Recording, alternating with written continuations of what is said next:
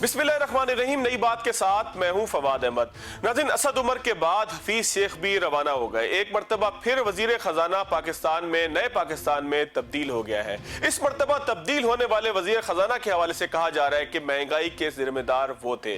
क्या सिर्फ हफीज शेख पाकिस्तान में महंगाई के जिम्मेदार थे? क्या सिर्फ उनकी बनाई हुई पॉलिसीज पाकिस्तान के अंदर महंगाई की जिम्मेदार थी? आखिर मामला क्या था? आज के प्रोग्राम में जायजा लेंगे। साथ साथ ये भी जायजा लेंगे कि पाकिस्तान में डॉलर के रेट क्यों कम हो रहे हैं। क्या हुकूमत ने, क्या मईशत ने दुरुस्त पकड़ ली है कि जिसका डॉलर के रेट के ऊपर असर पड़ रहा है और डॉलर का रेट रुपए के मुकाबले में कमी की तरफ जा रहा है। आज के प्रोग्राम में इसके साथ साथ टैक्सेशन के कुछ अमूर का जायजा भी लेंगे। प्रोग्राम के पहले हिस्से में हमारे साथ मौजूद है डॉक्टर शाहिद हसन सिद्दीकी साहब, माहिर मईशत है। उनसे पूछेंगे कि आखिर मामला क्या है। डॉक्टर साहब, बहुत शुक्रिया आपके वक्त का। डॉक्टर साहब, हफीज शेख साहब की रवानगी है, कहां उनसे गलती हो रही थी कि जिसकी बुनियाद पर उनको फारिग कर दिया गया? क्या पाकिस्तान में महंगाई के जिम्मेदार सिर्फ हफीज शेख साहब है? देखिए, पहले मैं आपसे ये अर्ज कर दूं कि अगर चूंकि ये इलेक्शन हार गए थे तो कानून के मुताबिक 11 जून 2021 के बाद वो वजीर खजाना नहीं रह सकते थे। मुशीर खजाना रह लेते। डॉक्टर साहब, इसमें क्या था? नहीं, बजट का मसला आएगा। बजट कौन, फिर कमेटीज की जो मसला एक और आ गया। सुप्रीम कोर्ट ने एक ऑर्डर लगा दिया है कि बहुत सी कमेटीज के जो हेड हैं वो नॉन इलेक्टेड नहीं हो सकते, तो वो नहीं कर सकते थे। तो लेकिन मसला लेकिन लेकिन डॉक्टर साहब इसमें ना एक बहुत अहम मसला है, वो ये है कि ये हुकूमत इस तरह मुशीरों को चलाने में तो वैसे ही बड़ी महारत रखती है। बजट जो है वो कोई और साहब पेश कर देते हैं, लेकिन इनको किसी एडवाइजर के तौर पे रखा जा सकता था। इस हुकूमत को बड़ी महारत है नॉन इलेक्टेड लोगों को चलाने के अंदर। तो मेरा ख्याल है कि ये अगर इसको टेक्निकल बुनियाद पर कोई ये समझे कि शायद इसकी वजह यही है तो थोड़ी सी गलत नहीं होगी?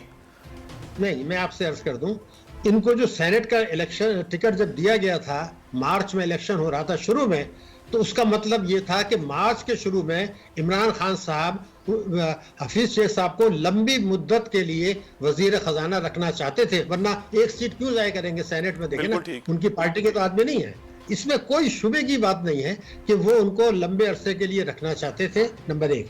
अब चूंकि वो इलेक्शन हार गए किसी भी वजह से, तो फिर उनको 11 जून को उनको रुखसत करना था। तो चूंकि जैसे आपने अभी कहा कि हुकूमत की माशी पॉलिसियां नाकाम हैं, गुर्बत भी है, महंगाई भी है, बेरोजगारी भी है, शरह-ए-नमो भी सुस्त है, तो उन्होंने ये कहा कि जून में तो उनको हटाना ही है। आज हटा के जो है वो सारी खराबियां इनके खाते में महंगाई समेत डाल दें और हम बरी जिम्मा हो जाएं। चलिए डॉक्टर साहब, इनके खाते में कुछ खराबियां और कुछ अच्छाइयां होंगी ना, वो खराबियां कौन सी हो सकती हैं? क्योंकि एक सवाल उठाया जा रहा है कि जो शरह सूद इतने बुलंद मकाम पे रखी, उसमें भी हफीज शेख साहब की खुशनुदी थी, उनकी मर्जी थी। इसके अलावा जो पाकिस्तान से हॉट मनी आई और उसके बाद यहाँ से चली गई, वो ज़ाहिर शरह सूद से मुंसलिक थी। इसके साथ साथ डॉलर का रेट जो है वो उन्होंने उसके ऊपर कोई ऐसा काम नहीं किया कि जिसकी बुनियाद पर वो रियल मार्केट के अंदर आता। IMF से मुज़ाकरात, पाकिस्तान को गिरवी रखना, स्टेट बैंक वाला जो ऑर्डिनेंस जिसकी हमने पिछले हफ्ते बात की थी आपके साथ, वो तमाम चीजें, कहा जाता है कि वो सारी भी चीजें थी जो आहिस्ता आहिस्ता लावा पक रहा था। देखिए, आपने 3-4 बड़े अहम नुक्ते बता दिए हैं। पहले मैं आपसे ये बता दूं कि जो शरह सूद में इजाफा किया गया अगस्त 18 से जुलाई 19 तक, वो ये था कि आपने उनको 7.5% से लेके आप 13.25 पर ले गए। इसी मुद्दत में जो रुपए की कदर थी वो 124 रुपए 20 पैसे से जो है ना 159-160 पर आ गई। इसमें स्टेट बैंक का भी किरदार था। इन दो गलत फैसलों से पाकिस्तान की मईशत को 6,000 अरब रुपए का झटका लगा, 6,000 बिलियन रुपीस। ये दोनों गलत फैसले थे, मगर इसमें स्टेट बैंक का भी अमल दखल था। दूसरी बहुत बड़ी जो गलती की गई थी, लेकिन उसमें हुकूमत की आशीर्वाद थी, और वो ये थी कि जब ये IMF के साथ मुज़ाकरात कर रहे थे तो सेक्रेटरी फाइनेंस हुकूमत पाकिस्तान को इन्होंने कमरे से निकाल दिया और ये कहा तुम बहुत बोल रहे हो। 2 आदमियों ने सारी शराइत तस्लीम की, जिसकी वजह से 1 साल तक प्रोग्राम सस्पेंड रहा, 13 महीने तक, और महंगाई बेतहाशा बढ़ गई। आपको याद है कि 23.8% तक महंगाई आ गई थी। इसका ताल्लुक उन हुकूमत की गलत पॉलिसियों के अलावा उन गलत और नाकाबिल फहम शराइत से था जो 2 आदमियों ने मिलकर IMF के साथ तस्लीम की थी। तो सवाल यह है कि हमारी काबीना उस वक्त क्या कर रही थी? वो जब मुशीर उसको निकाला गया सेक्रेटरी फाइनेंस को, तो उनको पूछना चाहिए था भाई ये तो एक मेंबर है, आप कैसे निकाल सकते हैं? तो वो उसका जो मईशत पर तबाहकुन असरात आई, और जब 13 महीने के बाद दोबारा रिज्यूम करने का टाइम आया तो मईशत इतनी खराब हो गई थी कि अब आप वो शराइत तस्लीम कर रहे हैं जिसका इशारा अभी आपने किया स्टेट बैंक या दूसरी एक्ट में। तो इनके ऊपर जो इल्जामात थे वो इल्जामात हुकूमत पर भी आते हैं, वो इनकी काबीना पर भी आते हैं, क्योंकि उन्होंने जो कौम से वायदे राइटिंग में किए थे, 10 नुकात हिकमत अमली से किए, उससे 100% इनहराफ किया। और ये जो है हफीज शेख साहब जो थे ये समझते थे कि आईएमएफ की खुशनुदी के साथ उनको प्रोटेक्शन मिलती रहेगी, तो ऐसा मुमकिन नहीं था, क्योंकि अब उसके बाद जून में हटना था, उन्होंने आज हटा दिया। अच्छा डॉक्टर साहब कुछ इस्लाहात भी तो होती रही है ना, एफबीआर के मामलात हो या दीगर मामलात हो, पाकिस्तान में पूरा जो इकोनॉमिक सिस्टम था उसके अंदर कुछ इस्लाहात होती रही। अब आप बेशक उसको ये कहें कि वो एफएटीएफ के प्रेशर पे थी या एफएटीएफ से डरने के लिए या उससे डरकर जो है तमाम चीजें की गई, लेकिन कुछ ना कुछ पाकिस्तान में इस्लाही मामला भी होता रहा। हफीज शेख साहब को किसी भी किस्म की इस्लाह के मामले में उस तनाजुर में आप कैसा देखते हैं? कितना अच्छा, मतलब उनके काम को अगर अप्रिशिएट करना हो तो किन चीजों को अप्रिशिएट किया जा सकता है? देखिए, जब मुशर्रफ साहब के दौर में थे तो उस वक्त भी वो लीपा पोती करके गलत फैक्ट्स देके गुजारा करते रहे और ये कहते रहे कि जी मईशत तरक्की कर रही है। मुझे याद है पीपल्स पार्टी के दौर में जब वजीर खजाना थे तो उन्होंने ये कहा था कि जी हमने एफबीआर की इस्लाह कर दी है। तो वो ये बातें तो वो सियासी हमेशा ही करते रहे थे, लेकिन उस वक्त भी अलग हुए।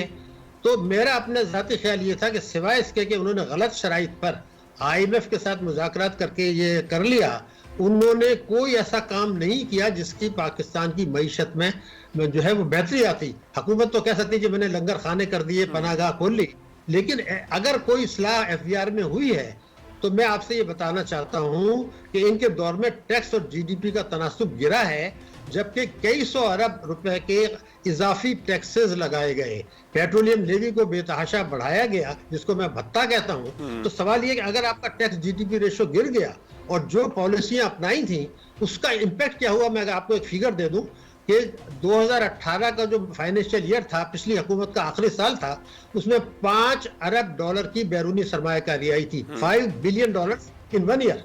इस हुकूमत के दौर में 2 साल और 8 महीने में 3 अरब डॉलर से भी कम आई है, यानी 10 अरब डॉलर का झटका लगा है हमारी मजमूई बैरूनी सरमायाकारी में 2018 के मुकाबले में।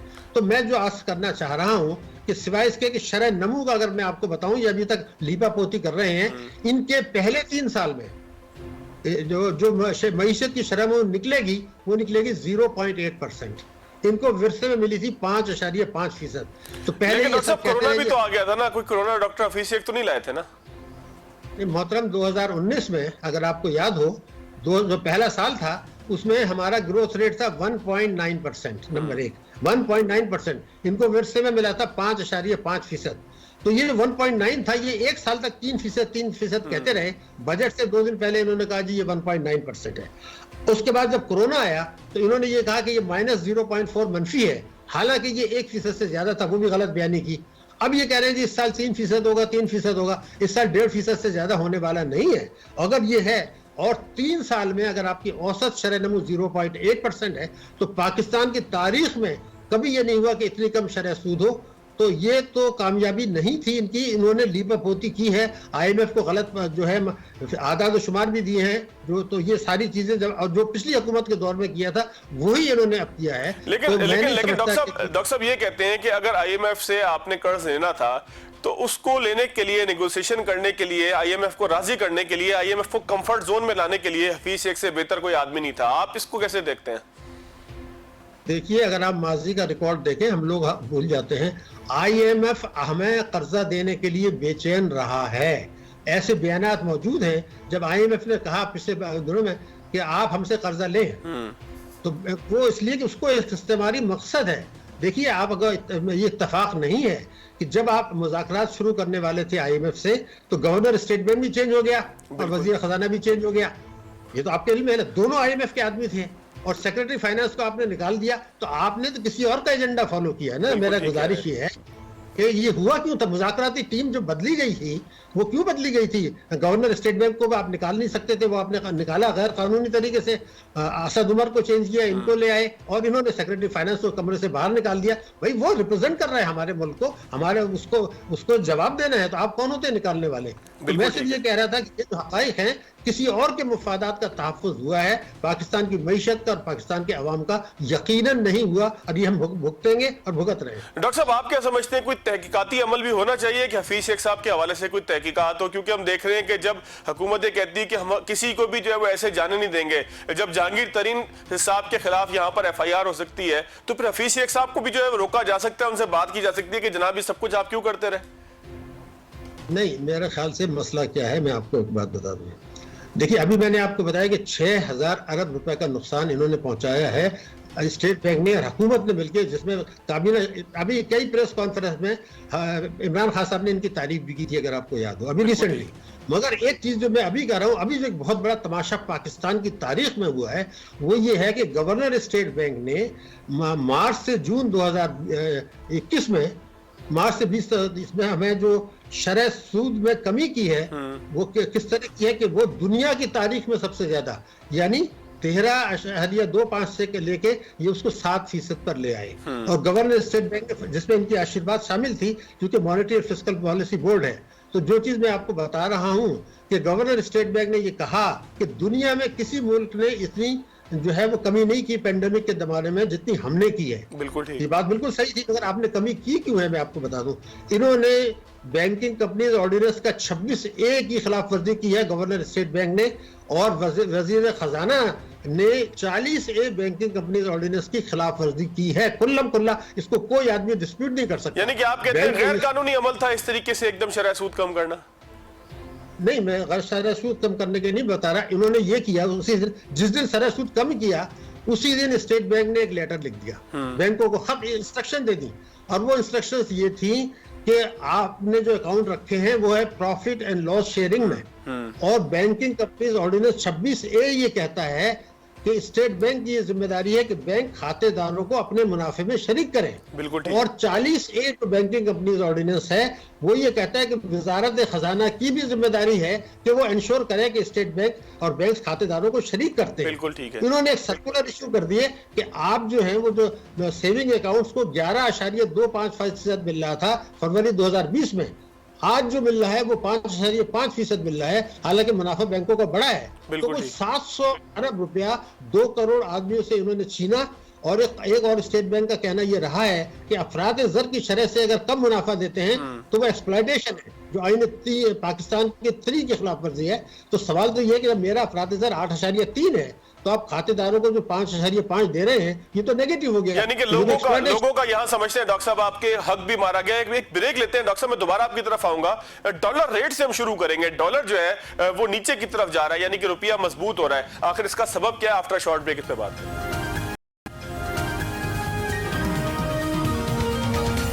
ब्रेक के बाद एक मरतबा फिर खुशामदीद। हमारे साथ मौजूद हैं डॉक्टर शाहिद हसन सिद्दीकी साहब। बात हो रही है पाकिस्तान की मईशत की, जायजा लिया जा रहा है। डॉक्टर साहब, डॉलर जो है वो तेजी से नीचे की तरफ जा रहा है, रोजाना 90 पैसे, 60 पैसे, 70 पैसे इस तरीके से नीचे की तरफ जा रहा है। यानी कि डॉलर जो था, जो बढ़ रहा था तेजी से, अब वो नीचे की तरफ आ रहा है। क्या ये बेहतर मईशत के इंडिकेशन है? दूसरा, इसके साथ ही कनेक्ट कर लीजिएगा कि कहा यह जाता है कि इसाक डार साहब का मॉडल ये था कि मार्केट से बोरो करते थे और बोरो करने के बाद डॉलर के रेट को जो है वो अपने कंट्रोल में रखते थे। दोनों मॉडल्स का जायजा लेते हुए इस वक्त जो कमी हो रही है उसके क्या असबाब आप समझते हैं? देखिए, पहले मैं आपसे अर्ज करूं कि जब हमें आजादी मिली थी 1947 में, $1 3.50 का होता था, 3.5 रुपए का। और आज हमने इसको कहां पहुंचा दिया। जिस दिन इमरान खान साहब ने हलफ उठाया था 18 अगस्त 2018 को, तो $1 124.20 का था। और स्टेट बैंक ने ये राइटिंग में कहा हुआ है कि ये शरह जो है ये जमीनी हकाइक के मुताबिक है, क्योंकि केयर टेकर्स ने भी गिरा दिया था। तो जो मसनूई तौर पर डार साहब ने रखा था, कुछ उनके हटने के बाद गिराया गया, कुछ केयर टेकर्स ने गिराया। तो जब 124.20 था जिस दिन हलफ उठाया, तो स्टेट बैंक का ये बयान मौजूद है कि ये जमीनी हकाइक के मुताबिक है।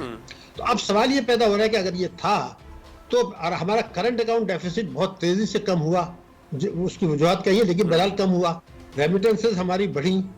तो फिर सवाल ये पैदा होता है कि जून 2019 में 124.20 से 159 रुपए पे क्यों आ गया, और उससे अगले साल 168 रुपए पर आ गया।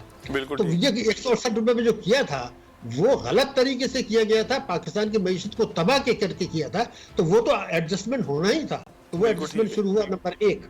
नंबर 2 ये कि अल्लाह का ताला का शुक्र करें कि पेंडेमिक के बाद ट्रैवलिंग बहुत हद तक कम हो गई है। तो जो पाकिस्तानी पाकिस्तान आते थे, अपने डॉलर लेके आते थे, वो कैश कराते थे, अब वो रेमिटेंस के जरिए भेज रहे हैं। और हमारी रेमिटेंस जो 19 में कोई जो है वो से अब तक 8 अरब डॉलर का इजाफा हुआ।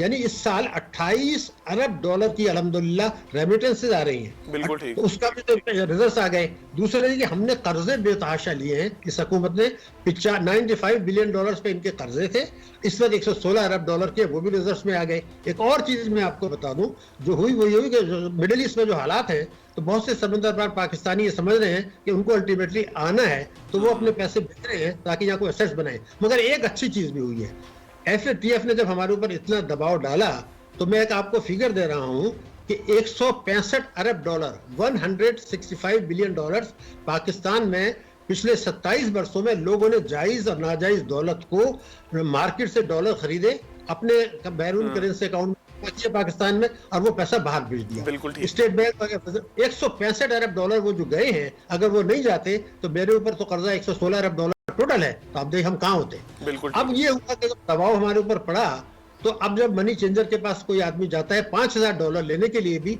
तो वो उसका फोटो लेते हैं, उससे फॉर्म भरते हैं, और डॉक्यूमेंटेड हो गई, सारी चीजें डॉक्यूमेंटेड हो गई आपके। हाँ, उससे ये हुआ कि डिमांड खत्म हो गई। ये जो लोग जा जाके अपने जायज और नाजायज पैसे को डॉलर में कन्वर्ट करा रहे थे, अब अगर उनके पास बुक्स में पैसा नहीं है तो किस मुंह से जाके जो डॉलर पकड़े जाएंगे वो तो वोट भी कम हुई। ये अच्छी चीज हुई है। और हमने कर्जे भी लिए हैं, और दूसरे के G20 ममालिक जो हैं उन्होंने हमारे कर्जों को डेफर कर दिया है पैंडेमिक की वजह से। अच्छा, डॉक्टर साहब थोड़ा सा आगे की तरफ चलते हैं। 2 अरब डॉलर के यूरो बॉन्ड जो आप मार्केट में फ्लोट कर रहे हैं, जिससे सुना है कि 2 अरब रुपए आपको मिल जाएंगे, मार्केट से पैसा जमा कर लेगा पाकिस्तान, ये कैसा ट्रेंड है, इसको आप कैसे देखते हैं?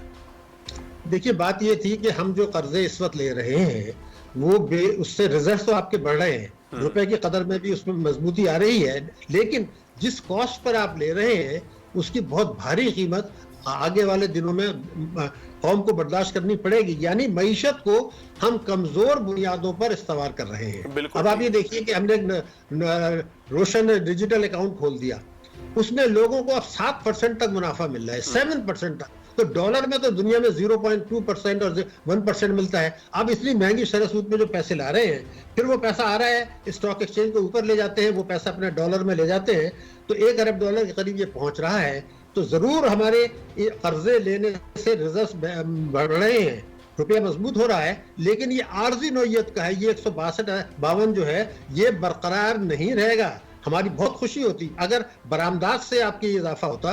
बरामदात तो जुलाई से फरवरी इस साल गिर गई है हमारी, कि आप यकीन करें इतना रुपया गिराने के बाद, कई सौ अरब के कंसेशन देने के बाद जुलाई टू फरवरी हमारी बरामदात गिर गई है।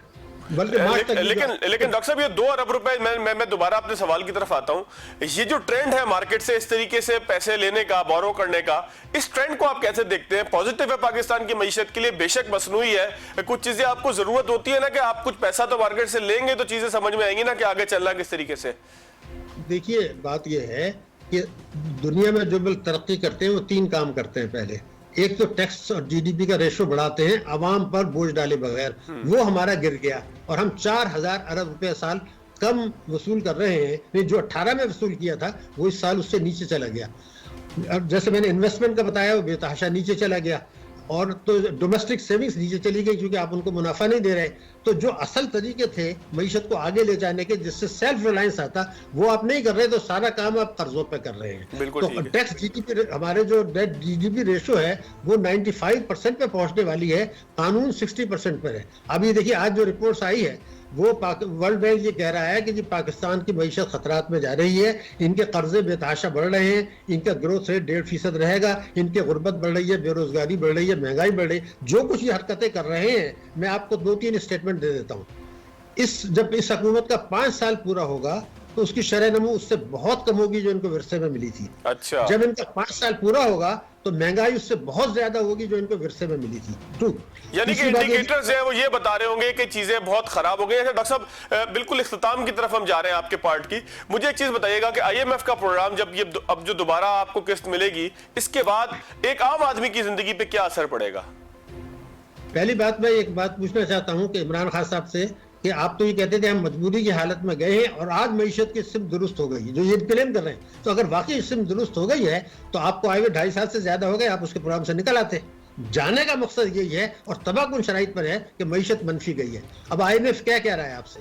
वो ये कह रहा है कि आप इनडायरेक्ट, अगर आप लोगों से टैक्स वसूल नहीं कर सकते तो आप इनडायरेक्ट टैक्सेस लगाएं, आप बिजली के नर्ख बढ़ाएं, आप गैस के नर्ख बढ़ाएं, जो बिजली चोरी हो रही है, जो लाइन लॉसेस हैं, और दूसरा सर्कुलर डेट है, जो आपकी इनएफिशिएंसी की पैदावार है, क्योंकि आप पेट्रोलियम लेवी और दूसरी से बढ़ा रहे हैं, उसको अवाम पर मुंतकिल करें। तो आपकी पैदावारी लागत सनतों की कम होगी, महंगाई बढ़ेगी, खुदा न खास्ता शरह नमू खुदा न खास्ता सुस्त होगी, खुदा न खास्ता रोजगार के ज्यादा मौके मैसर नहीं आएंगे। आज जो आपको आर्जी बेहतरी नजर आ रही है वो इसलिए नजर आई है कि पेंडिंग ये कोविड-19 के बाद बहुत से तेल की कीमतें भी कम रही थी, बहुत सी चीजें कम हो गई थी, तो वो, और दूसरे आपके कर्जे डेफर हो गए थे। IMF ने आपको 1.4 अरब डॉलर एक स्पेशल दिया था पेंडेमिक के, तो ये एक आर्जी बेहतरी थी। इसको इस वक्त इनको चाहिए था कि मईशत को मजबूत बुनियादों पर इस्तेमाल करते, इसके बजाय उन्होंने उसको दीपावली को, इस मोहलत को जाया कर दिया। अब खुदा न खास्ता मुश्किलात आ गई। और एक जुमला में अगर आपको बता दूं कि 2030 तक हमारे मुल्क का हर बच्चा स्कूल नहीं जा रहा होगा, खुदा न खास्ता 2030 तक हमारा हर आदमी को जो है सेहत की सहूलियत नहीं होंगी, और 2075 तक 2075 तक मेरे मुल्क की फीकस आमदनी जो है वो जो है OECD कंट्रीज से बहुत पीछे होगी। और आज बांग्लादेश की जो फीकस आमदनी है वो हमसे दुगनी है, एक्सपोर्ट उनकी हमसे ज्यादा है, रिजर्व ज्यादा है, कोई खराबियां हैं। बिल्कुल, तो आज इस हालत बिल्कुल बिल्कुल ठीक है डॉक्टर साहब, अल्लाह ताला आपकी इस जबान की, इस ये जो आपकी चीजें हैं इसको मुबारक ना करे, और अल्लाह करे पाकिस्तान इससे बेहतर सूरत हाल में हो। जो कुछ आप देख रहे हैं ये अल्लाह करे ना हो। इस प्रोग्राम के इस पार्ट का इख्तिताम करते हैं, उसके बाद जायजा लेंगे कुछ टैक्स के अमूर का। चलते हैं दूसरे मेहमान की तरफ आफ्टर शॉट।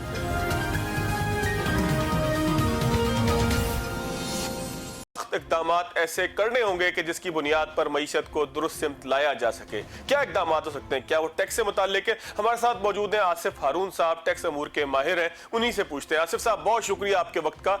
आसिफ साहब, 9 मुंतखब कह लें या 9 ज्वाइन करदा वजीर खजाना जो है हमारे हमाद आज़ाद साहब, उन्होंने पहली अपनी जो प्रेस कॉन्फ्रेंस है उसमें यह कहा है कि कुछ ऐसे इकदाम करने होंगे जो बहुत सख्त होंगे, लेकिन मईशत की बेहतरी के लिए वो करना जरूरी है। आपको लगता है कि कुछ नए टैक्स का बोझ आने वाला है? जी, वालेकुम सलाम। बहुत बहुत शुक्रिया, आपने मुझे अपने चैनल पे इनवाइट किया है। डेफिनेटली जो गवर्नमेंट के पास इस वक्त चैलेंजेस हैं with regard to the fiscal deficit, तो वो इम्बैलेंस जो है वो बहुत ही जो है वो क्रिटिकल है इस वक्त पाकिस्तान की इकोनॉमी के लिए। एंड पर्टिकुलरली जो नेक्स्ट ईयर का गवर्नमेंट ने जो IMF के साथ गवर्नमेंट ने जो रेवेन्यू टारगेट एग्री किया है 6000 बिलियन, तो that is very very challenging. तो आज हम इस साल जो बहुत मेहनत करने के बाद और एक इस वक्त 2 मिनी बजट लाने के बाद भी हम 4700 को जो है वो उम्मीद है टच कर लेंगे, बट 4700 को 6000 के ऊपर ले जाने के लिए बहुत बड़े इकदाम करने पड़ेंगे। बहुत बड़े इकदाम से मुराद ये है कि बहुत सारी चीजें ऐसी हैं जहाँ पे हमारे आज भी जो है वो कानून के अंदर तो बहुत सारी चीजें मौजूद हैं, बट उनके इन्फोर्समेंट के इश्यूज आते हैं। यानी फॉर एग्जांपल अगर हम बात करते हैं तो मैन्युफैक्चरिंग के लेवल पे तो बहुत ज्यादा जो है वो एम्फेसिस रहता है हमेशा, बट जो सेकंड और थर्ड टीयर पे जाके जो हमारी इकोनॉमी के जो प्लेयर्स हैं, जिसमें आप होलसेल और रिटेल और सर्विसेज सेक्टर की अगर आप बात करते हैं, तो वहाँ जो है वो अभी भी बहुत पोटेंशियल है। गवर्नमेंट ने बहुत अभी भी इनको इंसेंटिव्स दिए हैं। अब रिटेलर्स की और होलसेलर की बहुत सारी डिमांड जो है वो गवर्नमेंट ने एक्सेप्ट कर ली हैं, और इनको अब बहुत ही सहूलत भी दी हुई है कि उनके मिनिमम टैक्स और टर्नओवर टैक्सेस के अंदर इनको बहुत रिडक्शन मिली है। अब चैलेंज सिर्फ ये आएगा कि इन कानून को, इन जो रेगुलेशंस को हमें इन्फोर्स कराना पड़ेगा। उस इन्फोर्समेंट के लिए चूंकि ये जो इनका जो बेस है, जो रिटेल और होलसेल सेक्टर, उनकी तादाद बहुत होती है, तो जब उधर आप एक्शन करने जाते हैं तो वहां से रिएक्शन बहुत आता है। बट डेफिनेटली वहां पोटेंशियल बहुत बड़ा है। ज्यादातर हमारी जो अनडॉक्यूमेंटेड इकोनॉमी है वो इसके नीचे फ्लोट कर रही है। इस चीज को हमें टैप करना पड़ेगा सो दैट के जो ना सिर्फ हमारा रेवेन्यू इनहांस हो, बट जो base of the tax payer है, अभी होता यह है कि बहुत कम लोग बहुत ज्यादा टैक्स दे रहे हैं। हमें करना यह है कि इसको बैलेंस करना है, इसके अंदर इक्विटी लेके आनी है, which would mean that के नंबर ऑफ टैक्स पेयर्स जो हैं वो हमें बढ़ाने पड़ेंगे, और टैक्स का जो बर्डन है वो हमें डिस्ट्रीब्यूट करना पड़ेगा so that के। आसिफ साहब, एक एतराज जो मुख्तलिफ हलकों की जानिब से ये आता है कि जो ऑलरेडी टैक्स पेयर हैं हम जो है वो उन्हीं से मजीद टैक्स लेना चाहते हैं, उन्हीं को नोटिस दिए जाते हैं, उन्हीं के हवाले से बार बार सवाल होता है। यानी कि कहा जाए कि जो मच्छर है वो हम छानना शुरू कर देते हैं और जो ऊंट है वो निकलते जाते हैं सिस्टम के अंदर से। तो आपको लगता है कि सिस्टम में अब भी ऐसे ऊंट मौजूद हैं, बड़े बड़े लोग ऐसे मौजूद हैं जो टैक्स बचा रहे हैं किसी ना किसी तरीके से? जी बिल्कुल बिल्कुल बिल्कुल, ये यकीनन ये रियलिटी है। अनफॉर्चुनेटली ग्राउंड पे हमारे कानून जरूर मौजूद है, मगर उन कानून की इन्फोर्समेंट नहीं हो पा रही है। और आई थिंक सख्त इकदाम और सख्त फैसलों के अंदर ये भी शामिल होना चाहिए कि आप जो है वो एग्जिस्टिंग टैक्स पेयर्स के ऊपर बर्डन कम करें, सो दैट के एग्जिस्टिंग टैक्स पेयर्स का बर्डन जब कम होगा तो जो आज टैक्स नेट के बाहर बैठा हुआ है बंदा, वो आज टैक्स नेट के अंदर रहने वालों की परेशानी को देख के ये कहता है कि यार देखो, अगर मैंने आऊंगा तो मेरे साथ भी यही होगा। तो ये चीज जो है वो हमें डिस्करेज करनी है, और ये ट्रेंड और ये जो ग्राउंड रियलिटी है ये हमें एक्सेप्ट करनी पड़ेगी कि आज जो है वो एग्जिस्टिंग टैक्स पेयर्स बहुत ज्यादा बर्डनसम है, उसके ऊपर कंप्लायंसेस भी बहुत ज्यादा हैं, और डॉक्यूमेंटेशन की सारी रिक्वायरमेंट जो है वो आज जो है वो उन्हीं से पूरी की जा रही है। बल्कि आसिफ साहब एक ज़िमनी सवाल एक आ गया, प्रोफाइल अपडेटिंग का एक बड़ा इस वक्त मामला चल रहा है, ये है क्या? ये तो मुझे खुद भी समझ में नहीं आया। मैंने अलबत्ता ये जरूर किया कि आईआरएस पर जाकर जो प्रोफाइल था उसमें जो चीजें, मिसाल के तौर पर मैं बिल्कुल क्लियर बात बताता हूं कि मेरे 2 बैंक अकाउंट है, लेकिन वहां एक शो हो रहा था, मैंने दूसरा अपडेट कर दिया। तो क्या अपडेशन से मुराद यही है या मुझे नोटिस आने वाला है? नहीं देखें, उम्मीद तो यही है कि ये इन्होंने गवर्नमेंट ने डेट आगे की है, और उसके बाद मुझे कल जिस तरह एक न्यूज भी आया था कि actually that is adding to the compliances of the existing taxpayers, unfortunately. So that is very very burdensome for the existing taxpayers to update the tax profile each and every time जब भी उनका profile के अंदर changes आएंगी। तो ये वो चीजें हैं। अच्छा सर, थोड़ा सा इसको डिस्क्राइब कर दीजिएगा, मिसाल आप थोड़ी सी मुझे समझना, मैं खुद भी चाह रहा हूँ, लोग भी समझना चाह रहे हैं कि इससे मुराद क्या है, क्योंकि टैक्स तो बहुत सारे लोग खुद फाइल करते हैं, उनको क्या करना होगा?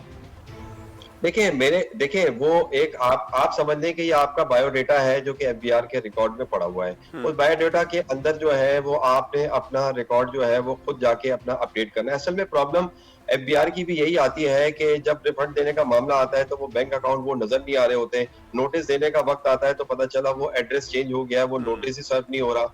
टैक्स पेयर भी परेशान होता है कि यार टैक्स ऑफिसर ने मुझे नोटिस दिया था, मैंने रिस्पॉन्ड नहीं किया, उसने ऑर्डर पास कर दिया, उसको जब बैंक अकाउंट अटैच होता है, जब जाके पता चलता है कि बैंक अकाउंट अटैच हो गया, तो उसका मतलब है ऑर्डर भी पास हो गया। तो it's just a matter of having a मतलब जो आप अपनी जो पूरा जो बायोडेटा है।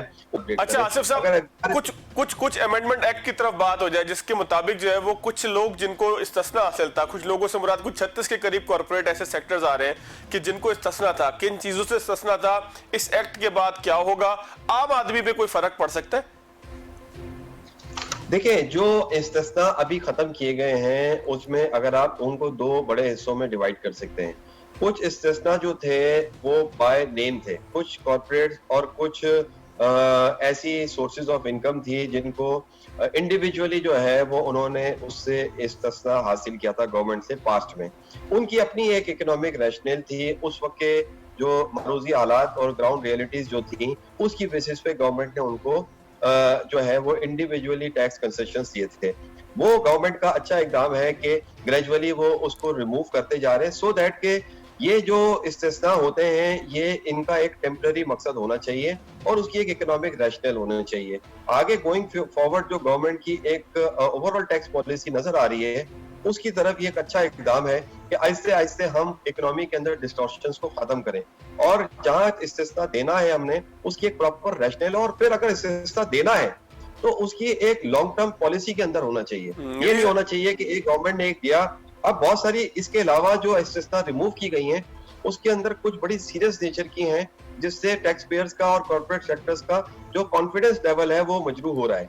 जैसे फॉर एग्जांपल के इस वक्त इन्होंने जो इंटर कॉर्पोरेट डिविडेंड जो ग्रुप स्ट्रक्चर्स हैं उसके अंदर जो कंपनियां आपस में एक दूसरे को डिविडेंड देती हैं, ये गवर्नमेंट ने 2007 में कानून लेके आया था, और अभी जब 2016 में इसको रिवर्स करने की कोशिश की गई, फिर दोबारा गवर्नमेंट को रियलाइज कराया गया कि आप ये गलत कर रहे हैं, इसलिए कि ये ओवरऑल बेसिस पे कॉर्पोरेट कल्चर को कॉन्फिडेंस देगा और इससे कॉर्पोरेट कल्चर इंप्रूव होगा। कॉर्पोरेट कल्चर को इंप्रूव करने का बुनियादी मकसद ये है कि इकोनॉमी की डॉक्यूमेंटेशन की तरफ हमने आगे बढ़ना है। तो ये कुछ चीजें ऐसी हैं जो गवर्नमेंट के अंदर जो है, जो आईएमएफ के साथ जो इनकी अंडरस्टैंडिंग हुई है वो कुछ पाकिस्तान की ग्राउंड रियलिटीज को समझ नहीं पाए, और कुछ अमेंडमेंट्स ऐसी हैं जिनको गवर्नमेंट को रिव्यू करना चाहिए। इसी तरह जैसे फॉर एग्जांपल के गवर्नमेंट ने जो एक्सपोर्ट ऑफ सर्विसेज हैं उसमें से जो आईटी रिलेटेड को तो टैक्स क्रेडिट रिजीम में लिया है, जो कि मैं जाती तौर पे समझता हूँ कि बहुत अच्छा इकदाम है।